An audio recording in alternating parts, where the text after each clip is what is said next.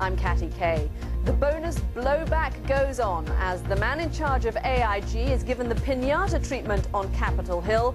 We have a question. Is anyone else tired of all the anger? I don't want to quell anger. I think people are right to be angry. I'm angry. What I want us to do, though, is channel our anger in a constructive way. Like doing something about lost jobs, for example. Tonight, a global look at unemployment as our correspondents examine the jobs picture on 3 continents. In America, even people with jobs won't get much work done tomorrow. Why? Because they're all too busy with their brackets. We'll explain. Do you ever wake up and just know it's going to be a bad day? We imagine that's how Edward Liddy felt this morning.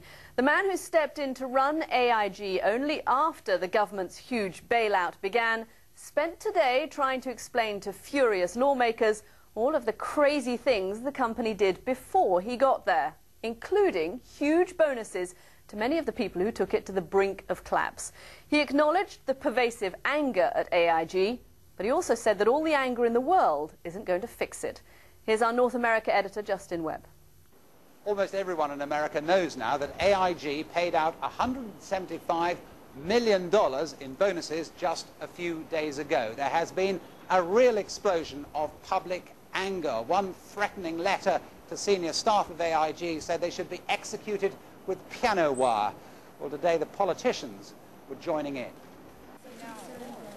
The new boss of AIG came to Congress determined to make friends, starting with the protesters, until everyone was reminded that the time for niceties has passed. Signs down!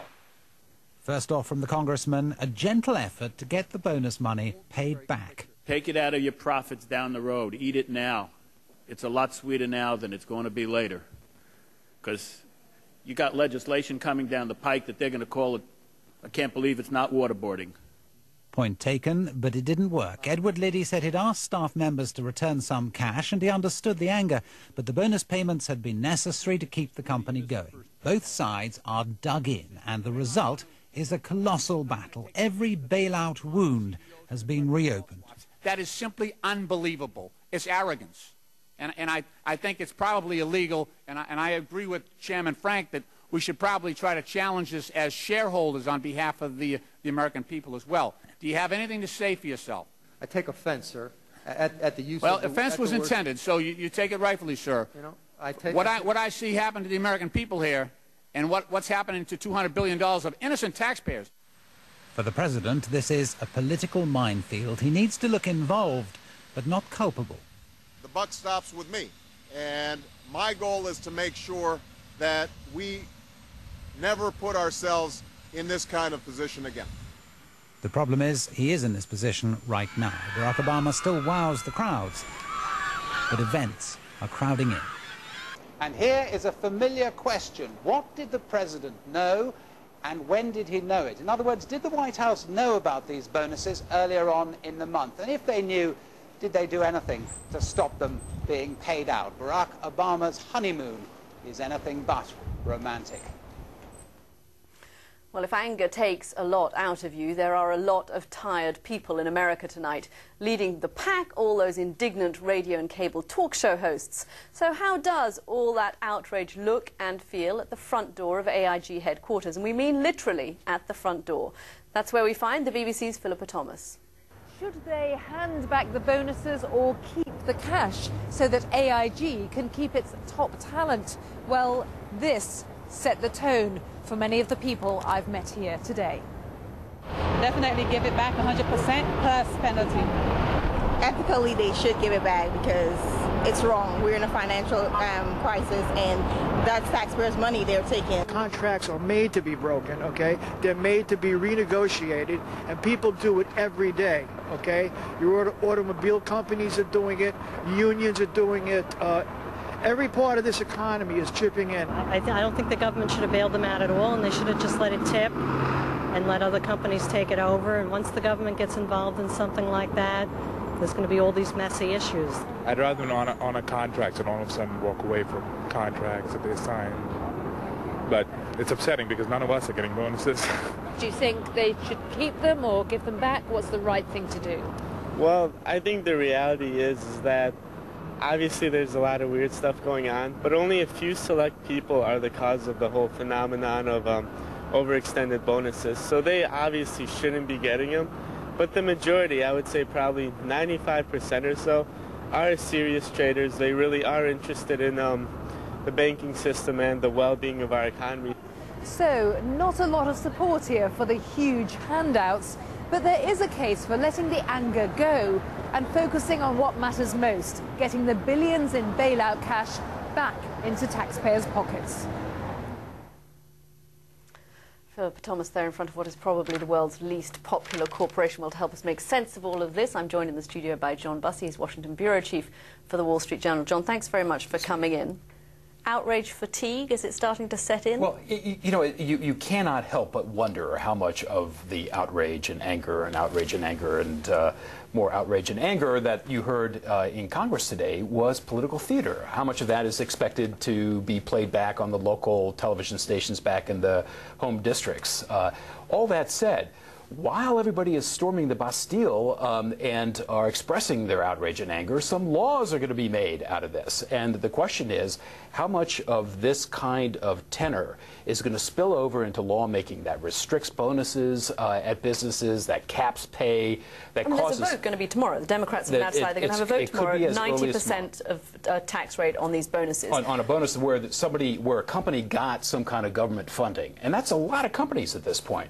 So you can begin to restrict the behavior of businesses. But John, at some point, doesn't this all become counterproductive, as you're suggesting? That partly because it restricts the behavior of businesses, and also because at some point the White House is going to have to go to Congress and say, actually, we need more money to bail out a banking system. Yes, well, I think... And there's no appetite for that at the moment, but it has to be done. That's exactly right. I think it's yes to both questions, because you get this feeling that there's a little bit of a bloodlust right now in the United States. People are unhappy and they're scared, they're losing their jobs. There's more of an economic downturn background to this debate where people are truly anxious. And so you're seeing that a lot of that expressed through this outrage toward AIG. At the same time, Obama looks at this Congress and says, he probably is saying this to himself now, I can't go to them to ask for the second half of the TARP money, which we need to help us stabilize the banking system. So that may very well be put off, which is a damage to Obama's program. Not just to Obama's program, presumably, but also actually to the American people, the very people who are angry. I mean, is there a real risk, you as a financial journalist, is there a real risk that this popular anger actually delays America's recovery? Well, I think that's already happening, because I think you would have seen much more initiative on the part of the Obama administration to get the second half of the TARP money had this not intruded. That says, Americans have short attention spans. We might see that this kind of phase sort of burns itself out after a week or two. Obama today said that he would like to harness this anger, if it was possible, into some sort of constructive way. It hasn't been very constructive so far. Tell me how that plays out. I mean, how does this actually become something that is useful? Right. Well, Rahm Emanuel has talked about this in a very constructive way, very early in the administration, saying that out of crisis, you are given a certain amount of latitude to take big steps with big plans, big initiatives. I think that you're seeing that spoken through the entire Obama administration, not just in the financial sector, but in healthcare and on energy security, on other realms. So I think that that's what Obama is kind of tapping into, this notion that big anger and big crisis creates an environment in which people are more amenable to big ideas. And specifically on banking, perhaps, would that mean more regulation? Well, I think that happens no matter what. And the question of people's pay being regulated also probably happens no matter what. Okay, John Bussey, thanks very much, as ever, for coming in to join us. And if you are still angry about all things economic, this news may help just a bit. Disgraced Wall Street financier Bernard Madoff's accountant has been charged with fraud. Prosecutors have not charged David Freeling with knowing of Madoff's investment scam, but alleged that he deceived investors by falsely certifying that he audited the financial statements of Mr. Madoff's business, when in fact he didn't. The accountant, whom Madoff paid more than $14,000 a month, faces 105 years in jail if found guilty. Well, the toll of the world's economic woes can best be measured in lost jobs, and there are millions of them. Britain reported today that 2 million people in the UK are now out of work. That is the highest jobless rate there for 12 years. The story is the same and the numbers even bigger all across the globe. In all, some 190 million people are out of work. There are fears that could rise by 50 million more. We'll be hearing from Delhi, where unemployment is really starting to bite, and from Spain, where the jobless figures are the highest in the Eurozone. But first, to here in America, where Rajesh Merchandani reports on an extreme case hitting California.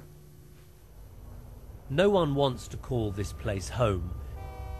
Squeezed between the factories and the rail yard, it's dangerous and dirty, has no power or water. But as unemployment rises, Tent City is an uncomfortable reality for some. We were in an apartment. We lost our income. We couldn't pay the rent. So we had to move. And we ended up here.